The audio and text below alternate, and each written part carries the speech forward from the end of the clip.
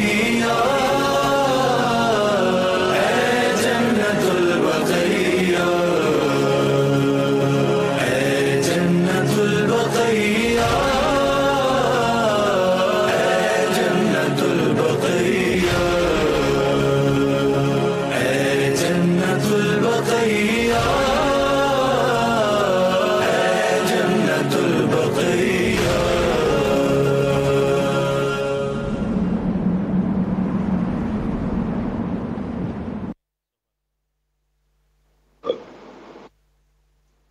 لا حول ولا قوة إلا بالله العلي العظيم. حسبنا الله ونعم الوكيل، نعم المولى ونعم النصير. أعوذ بالله السميع العليم من الشيطان اللعين اللئيم الرجيم. الرحمن الرحيم.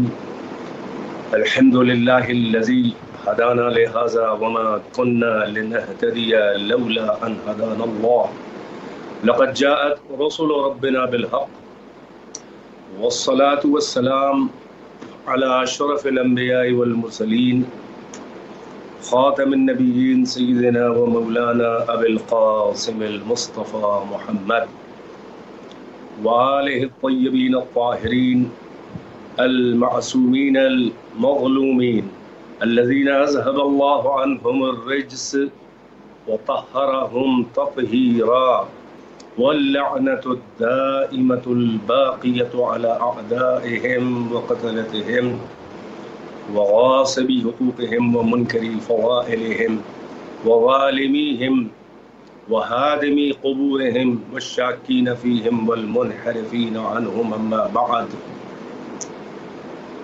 فقد قال الله تبارك وتعالى في القرآن الحكيم: بسم الله الرحمن الرحيم. إنما يريد الله ليذهب عنكم الرجس أهل البيت ويطهركم تطهيرا. اللهم صل على محمد وآل محمد. سب سے پہلے تو میں آج جو یہ پروگرام منعقد کیا گیا ہے انہدام جنت البقیع کے عنوان سے جو تاریخ اسلامی میں یاد کیا جاتا ہے، یعنی حد میں قبور ائمہ اہل بیت، صحابہ کرام، امہات المومنین. جنت البقیع کا پس منظر، پہلا سوال یہ تھا کہ جس پر میں بیان کروں. جنت البقیع کا تاریخی پس منظر اسلامی کتب اور آثار میں اور تاریخ میں کسی محترم عنوان سے پہلے سے نہیں ملتا. تاریخ یہ ہے، اس کی محترم اور جو معتبر تاریخ ہے وہ یہ ہے کہ جب رسول اللہ صلی اللہ علیہ وآلہ وسلم نے مکے سے مدینہ ہجرت فرمائی تو اس کے بعد جب صحابہ اور صحابیات میں اموات کا سلسلہ شروع ہوا تو آپ نے خود فرمایا کہ مجھے اللہ کا حکم ہوا ہے کہ میں مسلمانوں کا قبرستان بقیع کو قرار دوں، جس کا ایک نام بقیع الغرقد بھی ہے. غرقد ایک درخت کا نام ہے جو کثرت سے وہاں پیدا ہوتے تھے، اس لیے اس علاقے کو غرقد کہا گیا، بقیع الغرقد. اور پھر اس کے تقدس کے اعتبار سے بعد میں اس کا نام جنت البقیع بھی پڑا. پیغمبر اکرم نے قبرستان مسلمانوں کا وہاں قرار دیا اور وہاں سب سے پہلے صحابی رسول، صحابی نیکوکار، وفادار حضرت عثمان ابن مظعون رضوان اللہ تعالی علیہ کی قبر محترم وہاں بنی. اور وہ صحابی وہ اتنے مقدس تھے کہ حضرت نے ان کو خود اپنے ہاتھ سے غسل دیا، کفن پلایا، اور جب جنازہ تیار ہوا تو آپ نے حضرت عثمان ابن مظعون کے جنازے کو جھک کے بوسہ دیا. مولائے کائنات امیر المومنین علی بن ابی طالب علیہ السلام حضرت عثمان ابن مظعون کو اپنا بھائی کہتے تھے، اور اسی لیے آپ نے اپنے ایک صاحبزادے کا نام حضرت عثمان ابن مظعون پر رکھا اور یہ کہا کہ میں نے اپنے بھائی کے نام پر اس بیٹے کا نام عثمان رکھا ہے. بہرحال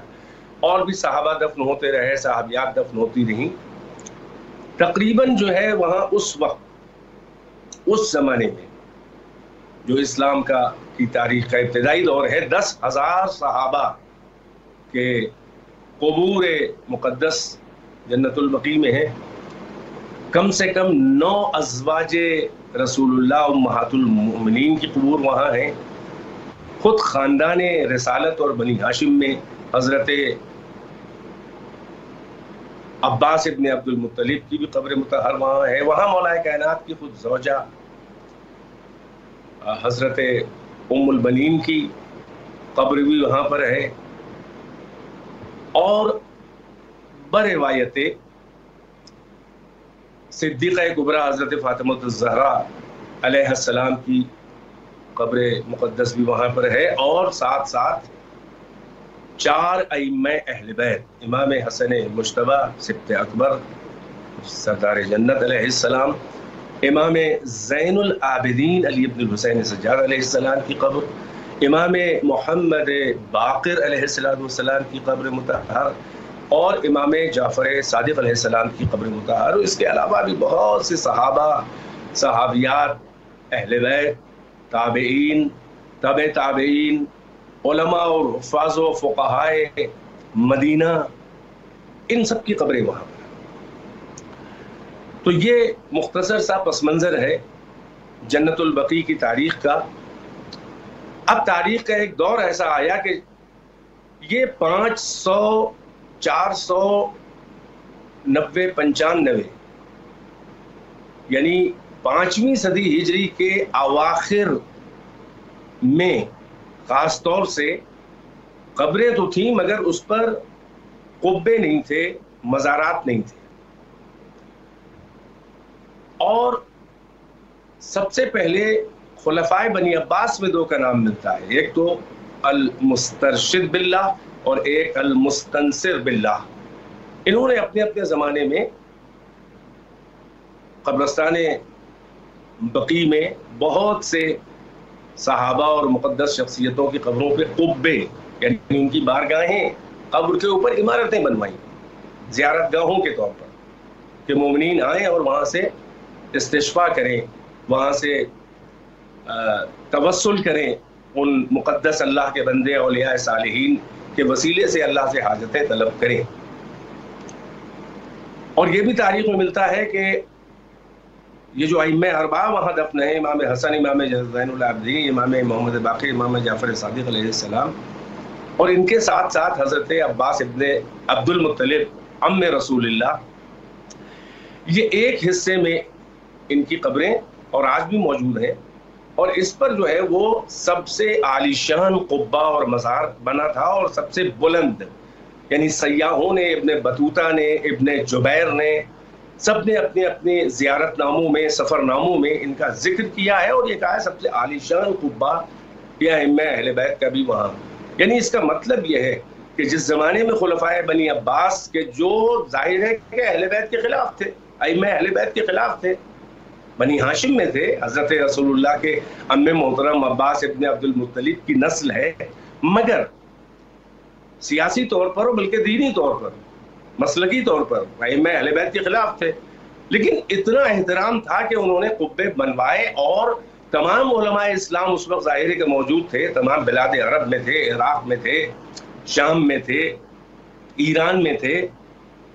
کسی نے کبھی کوئی اعتراض نہ کیا. یعنی یہ کہ اگر قبروں کے اوپر عمارتیں بنانا، محترم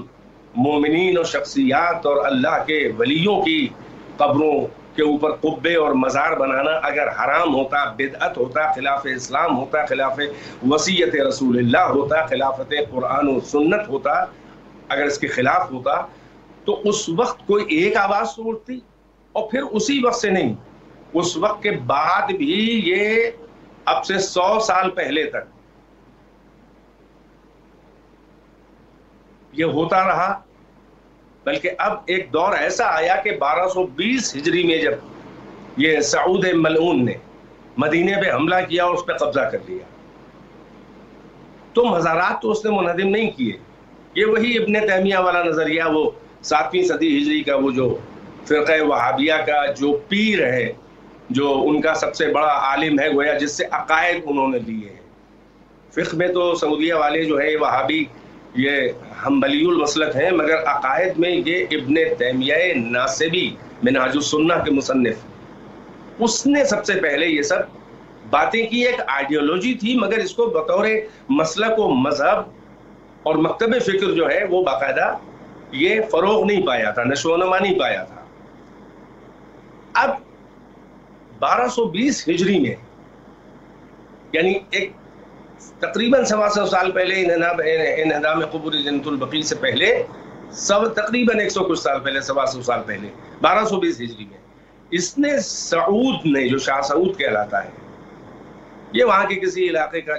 کوئی ہوگا وڈیرا ٹائپ کا چھوٹ بھیا، اس نے لشکر جمع کر کے اور توحید اور شرک کا ایک محاذ کھولا. اور ظاہر ہے کہ محمد ابن عبد الوہاب وغیرہ کی تاریخ بھی ہے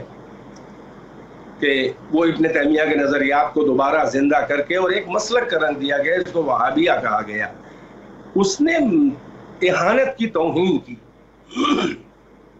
یعنی جنت البقیع کی قبروں میں جو روضے بنے ہوئے تھے، جو جالیاں بنی ہوئی تھی مزارات کے اوپر، ان کی توہین کی، ان کو اکھاڑا اور پھینکا، لیکن وہ حد میں قبول نہیں کر پایا، انہدام نہیں. اس کے بعد جو کچھ بھی اس نے نقصان پہنچایا تھا، ایک بار اس کے اوپر نو تعمیر جو ہے وہ ترکی کے خلافت عثمانیہ کے سلسلے کے جو لوگ تھے، اس میں کمال پاشا وغیرہ ان لوگوں کا بھی نام ہے، مصری تھا، تو خلافت عثمانیہ تو بہت دور تک تھی. انہوں نے حملہ کر کے اور اس کو سعود کو پھر پسپا کیا، اور انہوں نے پھر سے مزارات مقدسہ کا رینویشن کیا اور تعمیر کو فروغ دیا اور شاندار بنایا. یہ سب ہوتے ہواتے 8 شوال بلکہ رمضان کے مہینے میں یہ سعودیہ کا جو قاضی القضات تھا، عبداللہ اس کا نام تھا، اس نے فقہائے مدینہ جو اہل سنت کے تھے ان میں 15 فقیہوں 15 مفتیوں سے فتویٰ صادر کروایا لیا حکومتی زور کے اوپر کہ تم اس کو شرک کہو، بدعت کہو، اور فتویٰ دو کہ قبروں کو منہدم کرنا جو ہے وہ واجب ہے، یہ شرک ہے، اس کو بنا رہنے دینا بالکل برابر کر دیا جائے. تو وہ رمضان میں فتویٰ یہ صادر کروایا گیا، اور 8 شوال 1344 ہجری، یعنی اب یہ 1445 ہے، پچھلے سال قمری کیلنڈر سے 100 سال انہدام جنت البقیع کو ہو چکے، اور یہ 101 سال ہو گئے، اور شاید 1925 تھی تو اگلے سال انگریزی لحاظ سے. اس وقت یہ تمام قبور کو منہدم کر دیا، جس میں ائمہ اہل بیت کی قبریں ہیں، جس میں بروایت صدیقہ کبریٰ کی قبر، اور بیت الاحزان جو صدیقہ کبریٰ فاطمہ الزہرا اپنے بابا کے غم میں گھر سے نکل کے، آبادی سے نکل کے، مولا کائنات ان کو ایک جگہ پر بٹھا دیتے تھے لے جا کے درخت کے نیچے، اور بچوں کو لے کے وہ وہاں دن بھر بیٹھ کے بابا کا غم مناتی تھیں، روتی تھیں، اور پھر تھوڑی سی وہاں عمارت بنا دی گئی، تو وہ بھی ایک قبہ بنایا گیا تھا وہ. اور ساتھ ہی ساتھ ازواج رسول اللہ امہات المومنین کی قبور کو بھی منہدم کیا گیا، اور جتنی بھی قبریں تھیں، حضرت عثمان ابن مظعوم اور بہت سے، حضرت جابر ابن عبداللہ انصاری اور حذیفہ یمنی، مطلب لا تعداد 10,000 صحابہ اس میں دفن ہیں، یعنی وہ جو صحابہ تھے رسول اللہ کے، اس کے بعد تو لوگ دفن ہوتے رہے. تو یہ وہ شرمناک جرم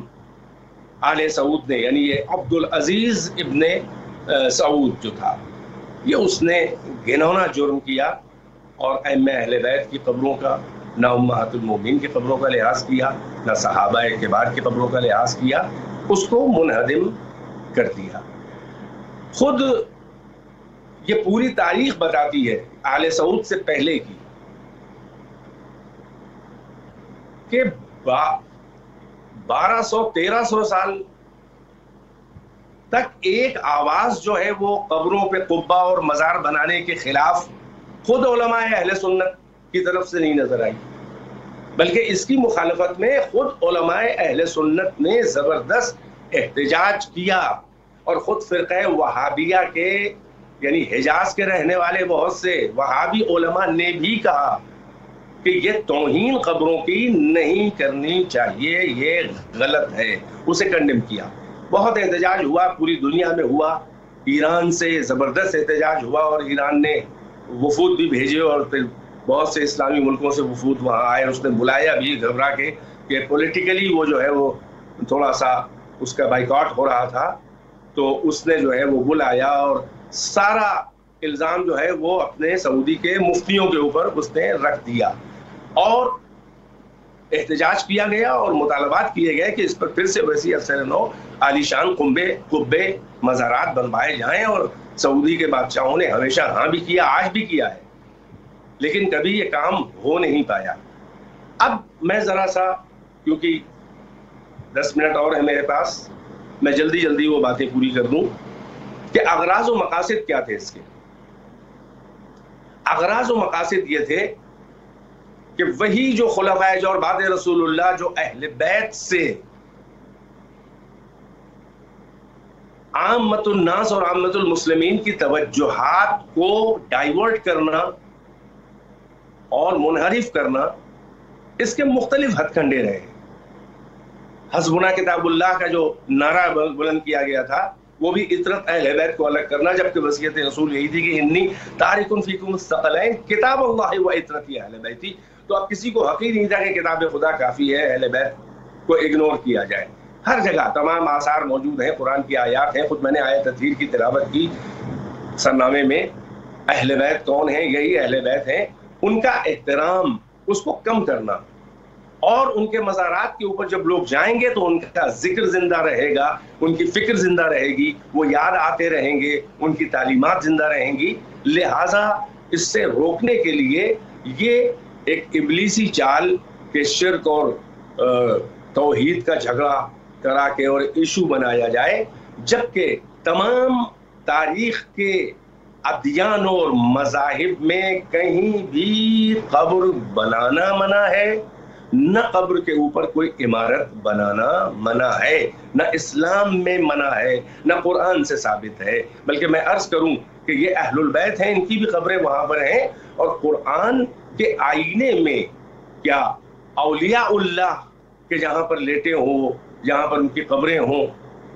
یا ان کا گھر ہو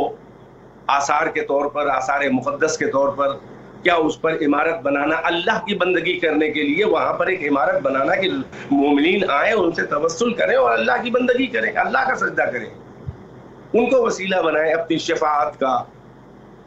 اپنی حاجات کا وسیلہ بنائیں۔ قرآن خود بتا رہا ہے، سورہ کہف میں موجود ہے کہ جب وہ کہف میں جو غفا ہے جہاں پر اللہ کے خاص وہ بندے مومنین جو اپنا ایمان چھپا کے اور وقت کے ظالم و جابر اور کافر بادشاہ سے پناہ فرار کر کے غار میں پناہ، اور اللہ نے ان پر نیند غالب کر دی۔ اس کے بعد ایک تاریخ کا دور آیا تقریباً 300 سال کہ جب لوگوں نے وہاں پر ان کو دیکھا تو دو طرح کے لوگ جمع ہو گئے۔ کچھ ظاہر ہے کہ مسلمین تھے جو نبیوں کے امتی تھے، مومنین تھے، اور کچھ دوسرے مخالفین تھے، نصارہ ہوں گے، مشرکین۔ تو ان میں نزاع ہو گیا، یہ قرآن سورہ کہف میں بتا رہا ہے کہ ان میں نزاع ہو گیا، اور ان میں ایک گروہ نے کہا کہ ہم ان کے اوپر عمارت بنائیں گے، بنیان عمارت بنائیں گے۔ پھر قرآن کہہ رہا ہے کہ ان لوگوں نے کہا کہ جن کا امر غالب آ گیا، یعنی اس وقت جو گفتگو ہو رہی تھی، جو بحث مباحثہ ہو رہا تھا، تھوڑا نزاع ہو رہا تھا، اس میں جن کا امر غالب آیا، ان کی رائے غالب آ گئی، انہوں نے کہا کہ لن نتخذن علیہم مسجدا، ہم ان کے اوپر یعنی جہاں یہ ہیں اس کے اوپر ایک مسجد عمارت بنائیں گے، مگر وہ مسجد ہوگی۔ اب اہل سنت کے بہت سے لوگوں نے اس کے کہا ہے کہ نہیں، جن کا امر غالب آیا وہ نصارہ تھے، وہ غیر مسلم تھے، اور ظاہر ہے کہ رسول اللہ نے فرمایا ہے کہ لعن اللہ الیہود والنصارى اتخذوا قبور انبیائہم مساجدا، اللہ کی لعنت ہے یہود و نصارہ پر کہ انہوں نے اپنے انبیاء کی قبروں کو مسجد قرار دے دیا۔ تو لہٰذا یہ جو ہے وہ نصارہ تھے، اور قرآن میں اگر آیا ہے تو وہ قابل تقلید نہیں ہے، کیونکہ وہ نصارہ نے کا امر غالب آیا، جبکہ صاف آیت سے معلوم ہو رہا ہے کہ جنہوں نے کہا تھا کہ ہم بنیاد بنائیں گے وہ غیر مسلم تھے، اور ان کے مقابل جن کو غلبہ حاصل ہوا وہ مومنین تھے، اسی لیے انہوں نے مسجد کہا. مسجد کا لفظ جو ہے وہ یہود و نصارہ استعمال نہیں کرتے. ان کے یہاں صومعہ نام ہوتا ہے، ان کے یہاں کلیسا نام ہوتا ہے، ان کے یہاں دیر نام ہوتا ہے. وہ مسجد نہیں کہتے، کبھی نہیں کہتے. تو اس کا مطلب یہ ہے کہ مسجد بنانے کا ارادہ اور اعلان انہوں نے کیا کہ جو مؤمنین تھے. اور دوسری بات، اگر مسجد بنانا وہاں پر کہ جہاں پر قبور ہوں، کوئی دفن ہو اللہ کے ولی یا سو رہے ہوں جیسا کہ اصحاب کہف ہیں، تو وہاں پر مسجد بنانا اگر شرک ہوتا اللہ کی نظر میں تو وہیں پر اللہ پر لطفاً واجب تھا. وہ ہادی ہے، یہ قانون بناتا ہے قرآن مجید میں، خالی واقعات نہیں ہے، تمام واقعات کے نتیجے اللہ پیش کرتا ہے کہ واقعات بیان کرتا ہے، غلط ہے تو اسے رد کرتا ہے اور ان کو وعید کرتا ہے جہنم کی، اور صحیح ہے تو ان کو بشارت دیتا ہے جنت کی، اور ان کی اس کو جو ہے جسٹیفائی کرتا ہے خداوند عالم، کہتا ہے کہ صحیح ہے. چنانچہ اللہ نے جب ان کا قول نقل کیا کہ لنتخذن علیہم مسجدا، تو خداوند عالم نے کبھی رد نہیں کیا کہ یہ مسجد بنانا جو ہے وہ ان کا غلط ارادہ تھا. تو اس سے بھی ثابت ہے کہ اولیاء کی قبور کے اوپر مسجد بنانا عبادت پروردگار کے لیے شرک نہیں ہے بلکہ عین توحید ہے. بس میں مختصر سے 2-4 جملوں میں اور کہہ دوں کہ اب یہ ائمہ اہل بیت کے جن کی قبروں کو منہدم کیا گیا 8 شوال 1344 ہجری میں، جس کو 100 سال ہو چکا، آپ دیکھیں یہ کون ہیں؟ یہ شہداء کے سردار ہیں، صدیقہ کبریٰ شہیدہ ہیں، ائمہ اہل بیت شہید ہیں، کون نہیں جانتا؟ اور یہ سردار ہیں ساری انسانیت کے، اور یہی اہل البیت ہیں. تو ان کا گھر جہاں بھی ہو، زندگی میں بھی ہو تو محترم ہے، اور اگر یہ کہیں اپنی وفات و شہادت کے بعد دفن ہو جائے تو بھی محترم ہے. اس لیے کہ سورہ نور میں جب اللہ اپنے نور کا پتہ بتا رہا ہے، اللہ نور السماوات والارض، تو ساری تمثیلات و تشبیہات کے بعد خداوند عالم فرما رہا ہے کہ فی بیوت اذن اللہ ان ترفع ویذکر فیہا اسمہ، یعنی یہ وہ اللہ کا نور ان گھروں میں، ان بیوت، ان گھروں میں ہے کہ جن کو اللہ کا حکم ہے، اذن ہے کہ ان کو رفیع کیا جائے، بلند کیا جائے، ان کی عظمت کا، ان کی تعظیم و تکریم کی جائے، اور اس میں اللہ کا ذکر، اللہ کی تسبیح کی جائے. بس ختم ہے میری بات، اللہ کی تسبیح کی جائے. اب یہ کون لوگ ہیں؟ اللہ فرما رہا ہے کہ رجال لا تلہیہم تجارت ولا بیع عن ذکر اللہ واقام الصلاۃ وایتاء الزکاۃ، یعنی یہ اللہ کا جو نور جن گھروں میں ہے، اس میں ایسے مرد ہیں کہ جو تجارت و بیع، خرید و فروخت، دنیا داری ان کو ذکر خدا سے غافل نہیں کرتی ہے. اور یہ روایت یہ موجود ہے کہ جب یہ آیت نازل ہوئی تو ایک صحابی نے کھڑے ہو کہا کہ یہ کیا بیوت انبیاء ہیں کہ جن کے تعظیم کا حکم اللہ دے رہا ہے؟ پیغمبر نے کہا نعم، کہ یہ انبیاء کے بیوت ہیں، نبیوں کے. تو ابو بکر نے کھڑے ہو کے پوچھا اشارہ کر کے علی و زہرا کے گھر کی طرف کہ کیا یہ گھر بھی ان میں سے ہے؟ تو پیغمبر نے کہا نعم من افاضلھا، ہاں یہ گھر بھی ان انبیاء میں شمار ہوتا ہے، بلکہ ان میں سب سے افضل گھر جو ہے وہ یہ علی و فاطمہ کا ہے، یعنی اہل بیت کا ہے. فاطمہ ہی کے بچے وہاں دفن ہیں، وہ زندگی میں ہوں چاہے شہادت کے بعد. تو جنت البقیع وہ بیت ہے، وہ بیوت اہل بیت ہیں، وہ علی و زہرا اور رسول اللہ کا گھر ہے کہ جس کی رفعت کا حکم اللہ نے دیا، احترام. تو احترام کا جس حکم دیا ہے، تعظیم کا جن گھروں کی، ان کو منہدم کرنا بہرحال کفر ہے، شرک ہے، نفاق ہے، ضلالت ہے، بے دینی ہے. بس مجھے اتنی ہی بات کہنی تھی، یہی پیغام ہے. انشاءاللہ ہم کوشش کر رہے ہیں وارث زہرا، وارث اہل بیت کا ظہور ہو، اور انشاءاللہ ہم پھر اسی طرح سے زیادہ. وآخر دعوانا ان الحمد للہ رب العالمین، والسلام علیکم ورحمۃ اللہ وبرکاتہ.